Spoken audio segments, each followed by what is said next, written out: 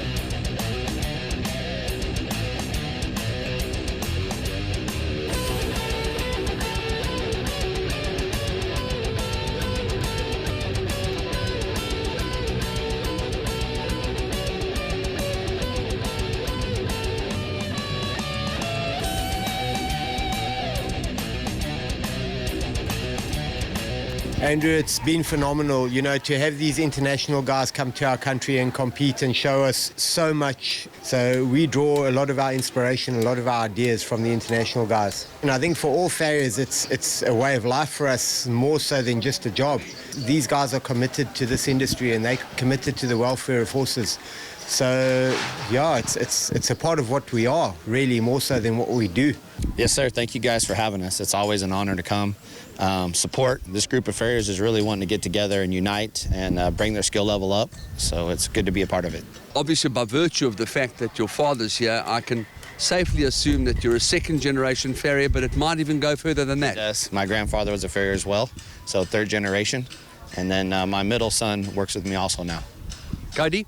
Cody, yes. Yeah, yes, Cody. We've had a Cody in South Africa before with Chris Gregory, yes, I think it was. Yes, yeah, Cody Gregory. He's on the WCB team with me this year. Top farrier, great guy. We've had a really good, fun time here together. Now, I have to tell you a little story. Probably about 16, 17 years ago, when Robbie Miller was still living in Port Elizabeth, they started off this plan to elevate farriers from the level of being just a sort of a workman that didn't have that self-esteem, didn't have that recognition. He had a picture of a rig on his little bucky, which of course you know is a ute or whatever the case may be. And he has lived that dream, and we're very proud of what he's achieved for bringing you out here to impart your knowledge, your skill. Where did that all start for you? Oh, wow. All started for me in 1994. And I'd moved away from home and met a farrier that had a forge.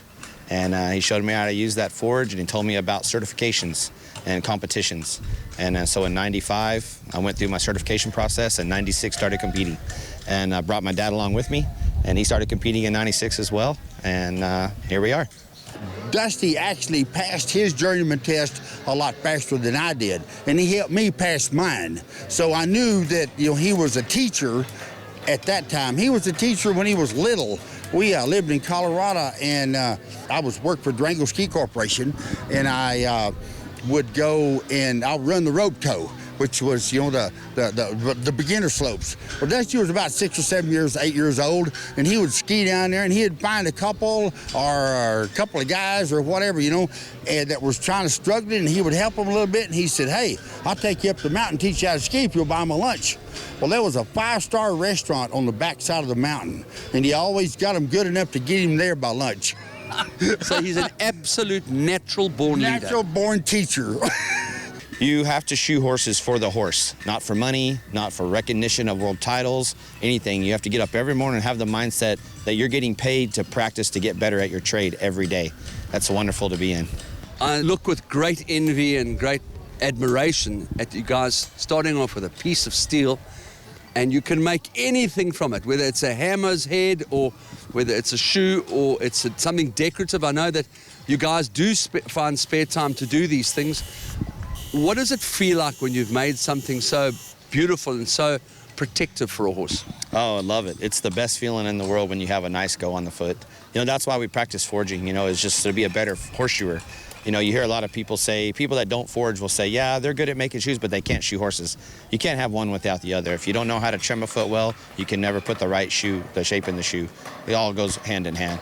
So it is really nice to practice and work all the time. It's a game you can't win. That's what I like about it. You can always improve your skill your whole career. It must be inspirational to work with a guy of his caliber. Oh, it's phenomenal. You know, the first time I met Dusty was a few years ago in Missouri at Chris Gregory's, and the two of us ended up doing a front pair on a horse where we built a pair of shoes. And from that day, it must be about 4 or 5 years ago, Dusty and I have just really become good friends, and I've learned so much from him. He's one of the top guys around, really. Like going to church is good for spiritual food. So this is obviously your food when it comes to the challenges and the new ideas that come out of Farrier around the world, to have guys like Dusty Franklin and all these vastly experienced farriers around you. Oh, absolutely. And it just fuels your enthusiasm. You know, often, you know, your work becomes, you know, you feel like you're just doing the same thing, and, you know, you lose a bit of the enthusiasm, and you come to something like this and it just lights that fire again, and it gets you going, motivates you, and you realize that maybe you aren't doing such a bad job and you are on the right track, or, you know, where you can possibly pick up on things a bit. It's very important. There's a lot of farriers in the States that are not certified, that do not compete, that do wonderful work. But I believe competition makes you way more efficient, and your body's going to last longer if you shoe hot than cold all the time. I found it particularly enlightening yesterday when you gave people the briefing as to how the test would be judged, breaking it up into sections so that people refreshed their minds, that they didn't lose points at the end or at the beginning or in the middle, that they focused generally on the points that were available. Well, it doesn't matter whether it's one of the first competitions you're doing in a country or it's a top international that we find in America or the UK. You still need to remind those competitors where the points are, because when they're sweating and when they're working hard, they forget they've got to leave 5-10 minutes at the end to nail and finish, and they can completely wipe off 10 points quite easily. So you have to refer to where the points are all the time. I'm going to make an assumption over here that the rand-dollar, rand-pound exchange being as weak as it is, that you could never get paid enough for what you're worth. Presumably there's a large element of passion behind you coming to South Africa. Yeah, a lot of the teaching I do in the States or in Europe, a lot of it I do for free. Okay, I want to see these horses being looked after properly. I want to see them moving in a good natural gait, and I want to see the guys being able to recognise a good natural gait.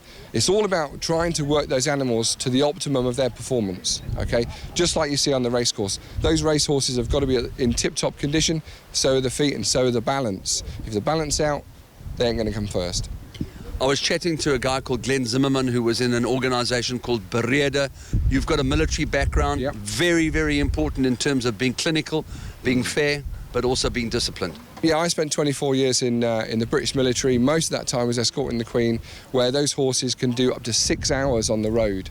Now, if you haven't got the balance and you haven't got the feet right and you haven't got the shoeing right, those horses aren't going to last 6 hours on the road pounding up and down escorting the Queen. We've got to get it right. They reckon you can take 5 years off of a horse's life by not balancing and levelling those feet up properly. And that's what we're here today for, is to share our passion, share our knowledge and get those horses working right. Obviously, when a human being walks into a shoe shop, they know exactly when that shoe fits, never mind what the shop assistant tells you.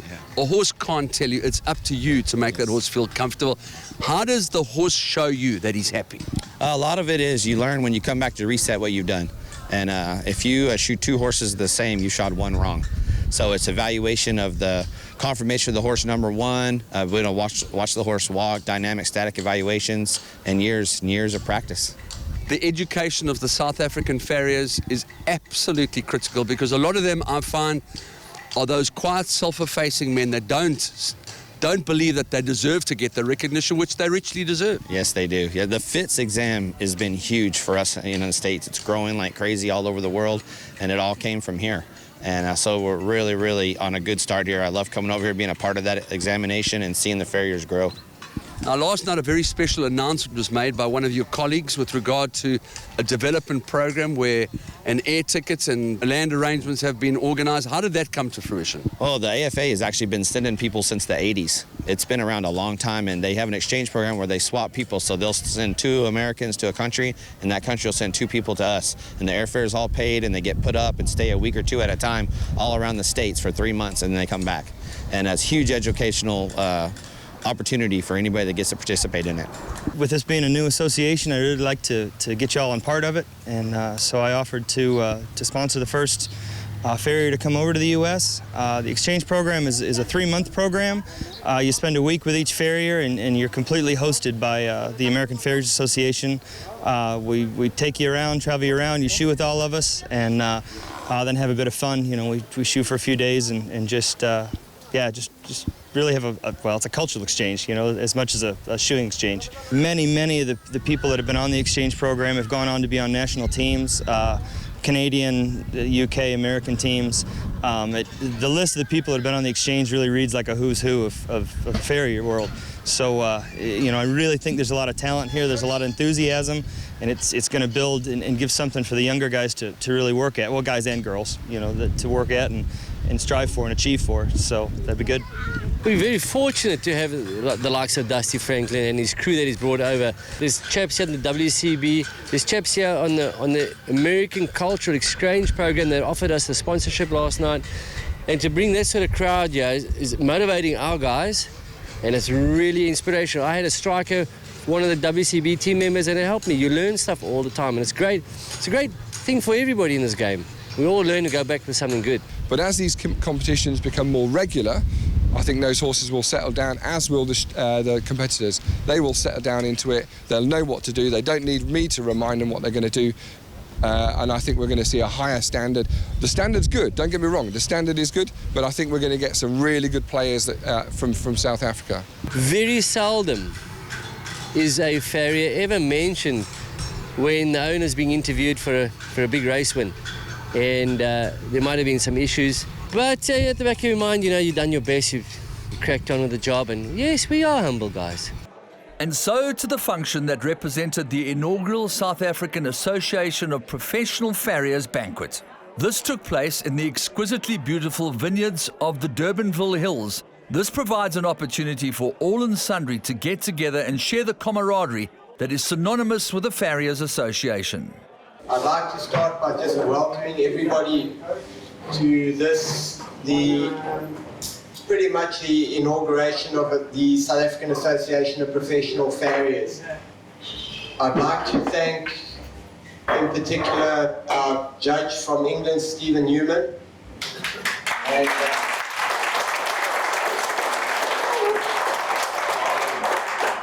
And then I'd also like to thank Dusty. Dusty, I'm not going to mention everybody, but thanks for bringing everybody with you from the USA.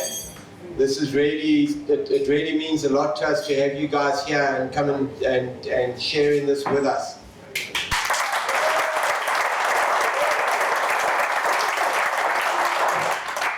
To Colleen, I don't know if Colleen is here, and to Ian, thanks so much for putting this all together, this evening, the venue and everything. Jocelyn, what can I say? All the stuff you do, you're the glue that holds all of this stuff together, so thank you so much. We really appreciate it.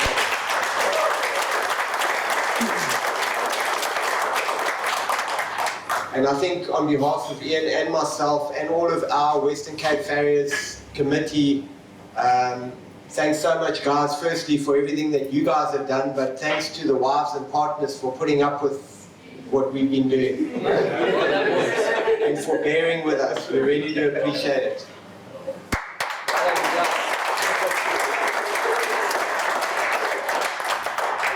We want to promote interest in farriery and blacksmithing, which is what we're doing. We want to promote good fellowship amongst guys, amongst farriers. We want farriers to be able to get together and call on each other if they've got a case that they're stuck with or an issue that they can't deal with. You know what? A second opinion can go a long way towards helping getting a horse sound. So this is what we're working towards. And you guys can see it here tonight because we can all sit in the same room together and be friends and have a drink and enjoy ourselves. We're looking to educate, train and encourage members of the association.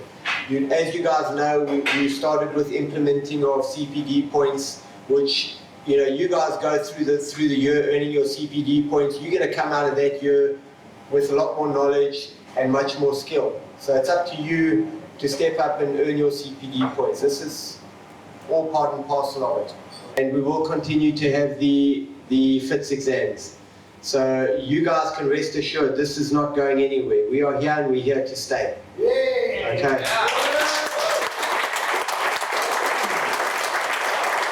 The whole lot are responsible for this happening. There's a whole lot of you guys know who you are. But there's two people that have really come to the forefront. And we'd just like to give you a little bit of something for appreciation. That would be Mr. James LaRue for doing the trophies. Please come up and get a certificate of appreciation for that.